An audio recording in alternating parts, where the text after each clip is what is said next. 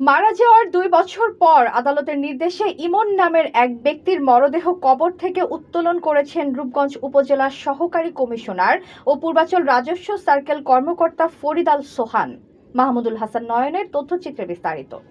28 জুলাই মঙ্গলবার দুপুরে নারায়ণগঞ্জের রূপগঞ্জের পূর্বাচলের কালনী কবরস্থান থেকে ময়নাতদন্তের জন্য এ মরদেহ উদ্ধার করা হয়। রূপগঞ্জ উপজেলার সহকারী কমিশনার ও পূর্বাচল রাজস্ব সার্কেল কর্মকর্তা ফরিদ আল সোহান জানান, সিনিয়র জুডিশিয়াল ম্যাজিস্ট্রেট আমলি আদালত কেরানীগঞ্জ মডেল থানা ঢাকা এর 2রা জুলাই 2026 তারিখের আদেশ এবং police super police bureau of investigation PBI Dhaka জেলার স্মারক নম্বর পিবিআই ঢাকা 5 জুলাই 2026 পত্র এর পরিপ্রেক্ষিতে বিজ্ঞ senior judicial magistrate Keraniganj model আমলি আদালতের সিআর মামলা নম্বর 323/24 তারিখ 20 মে 2026 ধারা 302 ও 34 নিহত মোহাম্মদ ইমন হোসেনের মরদেহ কবর থেকে উত্তোলন করা হয়েছে। ঘরে বা ইন্ডাস্ট্রিতে মেঘনা স্টার কেবলস, বিশুদ্ধ কপারের নিরাপদ কেবলস, আপনার নিরাপত্তার সঙ্গী। আপনার আমার আপন বড় ভাই নাম মোহাম্মদ ইমন হোসেন, উনি জানুয়ারি 20 তারিখ 2024 তারিখে মারা গেছে। আমার ভাই 24 সালে আমার ভাই প্লটের ব্যবসা বাণিজ্য করতো।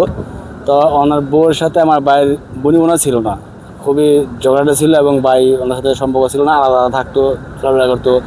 তো আমার ভাবিরে আমার ভাই 1 তালাক দিছে, 1 তালাক নোটিশ দিছে, নোটিশ দিয়ে বিদেশ চলে গেছে।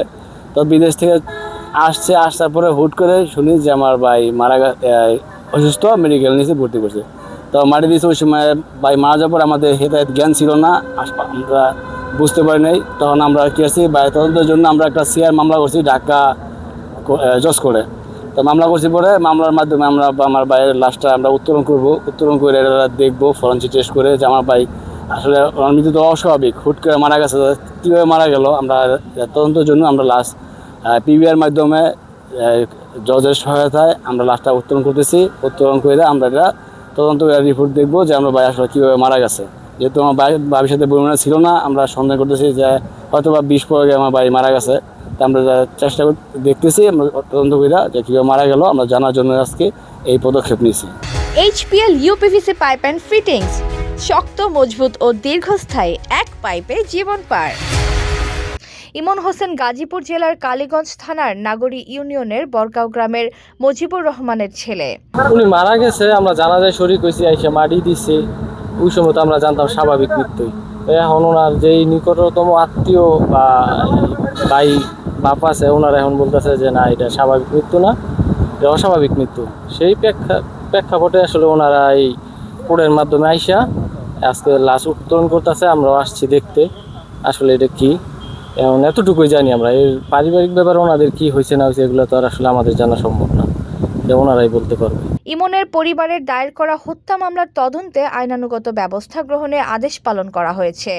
এ সময় উপস্থিত ছিলেন রূপগঞ্জ থানা ভারপ্রাপ্ত কর্মকর্তা ওসি HM সালাউদ্দিন আহমেদ সহ ঊর্ধ্বতন কর্মকর্তারা।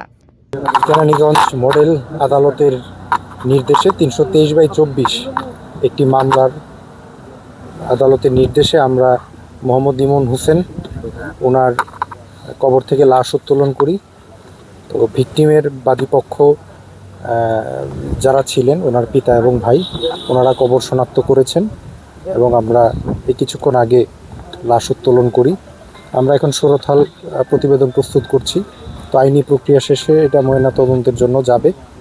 তো বাকি বিষয় আদালত দেখবে আর কি। প্রতিবেদন সব আদালতে যাবে এবং আদালত প্রয়োজনীয় ব্যবস্থা গ্রহণ করবে।